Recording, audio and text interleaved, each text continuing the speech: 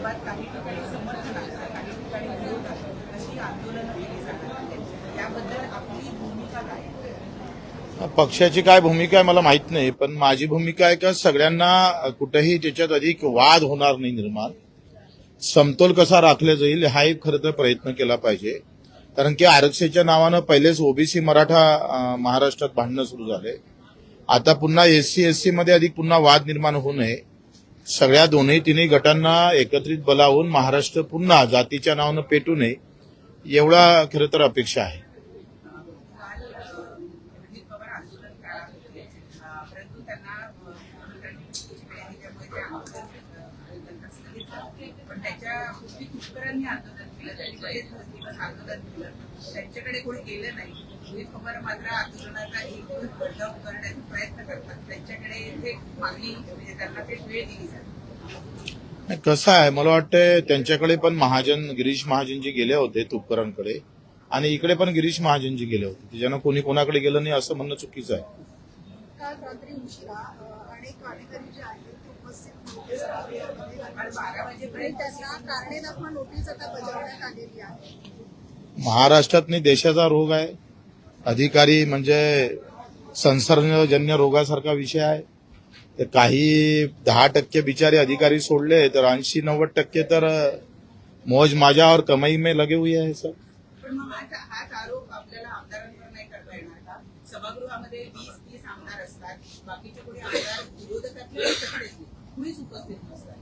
काय झालंय का सभागृहातला जो गरिमा आहे ना तो कायम एकदा सुरू झाला. मी सभागृहात बोलल्यानंतर त्याचे परिणाम खालपर्यंत गेले झाले तर मग त्याला महत्व प्राप्त होईल. सभागृहातून नेहमी मंत्रालय चाललं पाहिजे. मंत्रालयातून सभागृह चालता कामा नये. तो आपल्याला बदल करावा लागेल. त्या सभागृहातून मंत्रालय चाललं पाहिजे. मला अजूनही आठवतं बीटी देशमुखांनी एक एसटीवर फक्त तारांकित केला होता आणि ते इथं सभेत बोलले होते फक्त. तर त्याचे परिणाम त्या गावातल्या आमच्या गावच्या बेल्लोऱ्यातल्या एका एसटीच्या वेळेवर पडले होते.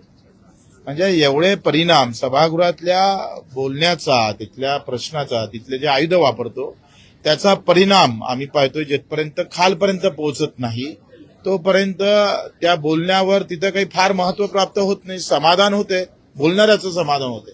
समाधान जनतेचं झालं पाहिजे ना. आता जनतेचं समाधान होत नाही हे दुर्दैव आहे.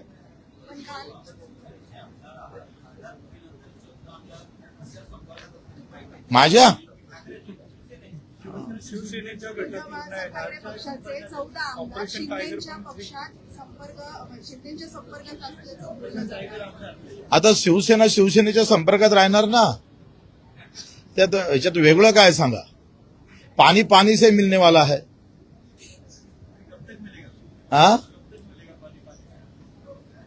जेथपर्यंत पूर्ण त्याला काय म्हणतोय त्याचा एकत्रीकरण होणार नाही, त्याचा सगळे रंग रूप त्याची चव घेऊ एकत्र झाली का होऊन जाईल सगळे एकत्र.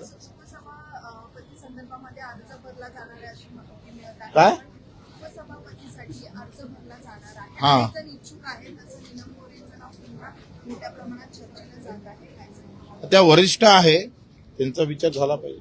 पण पक्षाने काही अशी भूमिका घेतलेली आहे. अनेकांनी इच्छा व्यक्त केलेली आहे, पण नीलम गोरेंचं अनेकांनी इच्छा व्यक्त केली, मला माहित नाही कोणाकोणातरी. तर तुमच्याकडे यादी असेल तर मलाही द्या, मी त्याचं शिफारस करतो.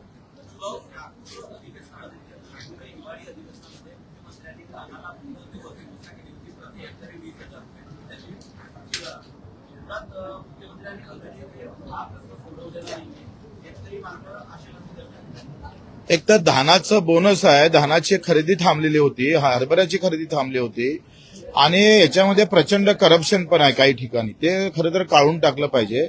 ज्याच्या घरी आमची तर ज्वारी ज्याच्या घरी नाही आहे, ज्यानं ज्वारी पेरलीच नाही त्यानं नोंद केली आणि ते ज्वारी व्यापाऱ्यानं विकली शेतकऱ्याच्या नावानं.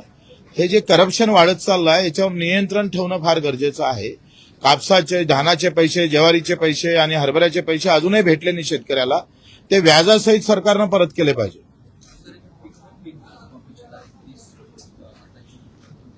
मला वाटतं 5 जुलै जे काही पीक कर्ज माफीची तारीख समोर ढकलली त्याच्यातून मला फार आशा आहे. कारण त्याच्यातल्या दुरुस्त्या आता त्याच्यात मला वाटतं येणार. कारण ते लगेच केलं असतं तर दुरुस्त्या आल्या नसत्या. त्या जेव्हा समोर सरकल्या गेली त्याच्यामुळे त्या दुरुस्त्यासहित कर्जमाफीची शासन निर्णय निघेल अशा अपेक्षा आहे.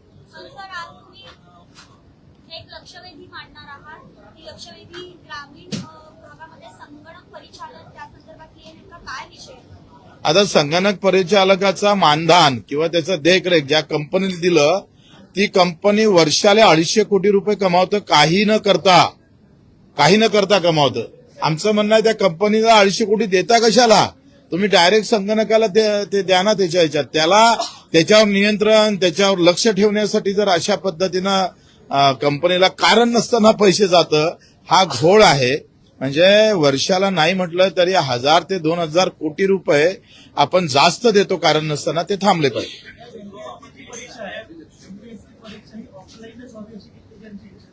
मी कालच ऑफलाईन बाबतीत बोललोय. केंद्रीय लोकसेवा आयोग सुद्धा ऑफलाईनच परीक्षा घेतं. 12 लाख विद्यार्थ्यांची म्हणजे परीक्षा दरची, आणि 10वी ते 12वीचे दरवर्षी ज्या परीक्षा होते ते ऑफलाईनच होते. ऑनलाईन मध्ये प्रचंड गोंधळ होण्याची शक्यता आहे. प्रत्येक ठिकाणी हॅक होण्याची शक्यता आहे सेंटर. कारण जीसीएस ज्या पद्धतीनं परीक्षा घेतं त्याचे 2च सेंटर आहे, ते सगळे खासगी सेंटर भाड्यानं घेतं. खासगी घेतल्यानंतर पुन्हा प्रॉब्लेम आहे. गरिबांच्या मुलाला, शेतकऱ्यांच्या मुलाला, कष्ट करणाऱ्याला, एखाद्या टॅक्सी चालकाला तुमच्या कॅमेरामॅनवाल्यांचे पोरं लागले पाहिजे ना नोकरीवर.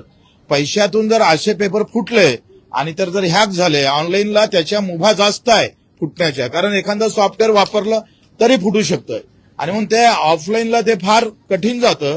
म्हणून मला असं वाटतं का केंद्रीय लोकसेवा आयोग जर ऑफलाईन परीक्षा घेतं, बाकीचे 4-5 राज्य ऑफलाईन घेतं, तर महाराष्ट्र लोकसेवा आयोगानं ते ऑफलाईन घेतलं पाहिजे. आणि मला तर असं वाटतं ब्रिगेडियर बसवला पाहिजे, त्याच्या हाती एक बंदूक दिली पाहिजे, नाही तर चाकू दिला पाहिजे, आणि असं काही झालं तर त्याला खुपसलं पाहिजे.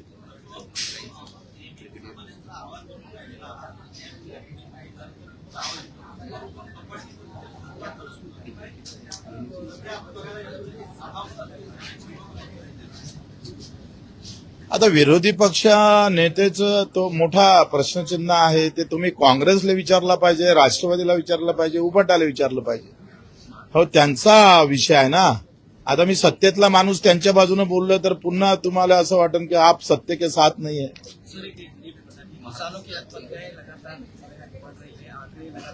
आत्महत्या के लिए पूरा जो कि आज हो रही है वो केंद्र सरकार, राज्य सरकार, इनका नियोजन का अभाव है. प्रशासकीय जो अभाव ये है व्यवस्था है वो इन लोगों के लिए और ज्यादा महत्वपूर्ण उस तरह से आगे आना जरूरी है.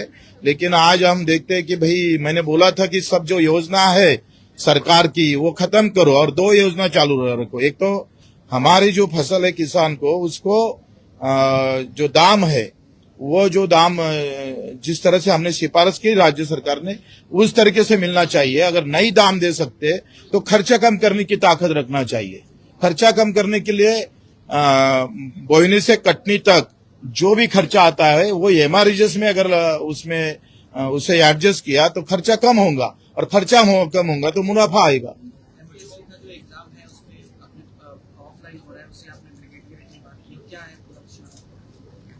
क्या वो तो ऑफलाइन ही होना जरूरी है.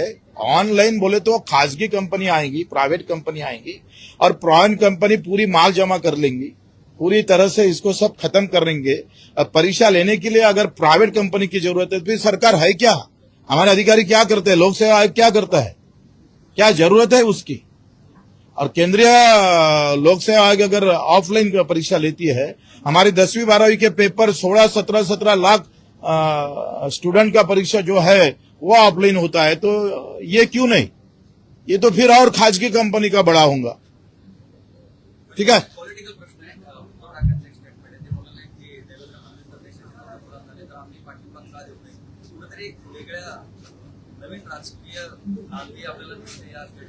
उद्धव साहेबांचं महाराष्ट्रावर प्रेम आहे, महाराष्ट्रातल्या माणसावर प्रेम आहे, हे ते दिसून येतं. त्याच्यानं असंच प्रेम ते शिंदे साहेबांवर राहील.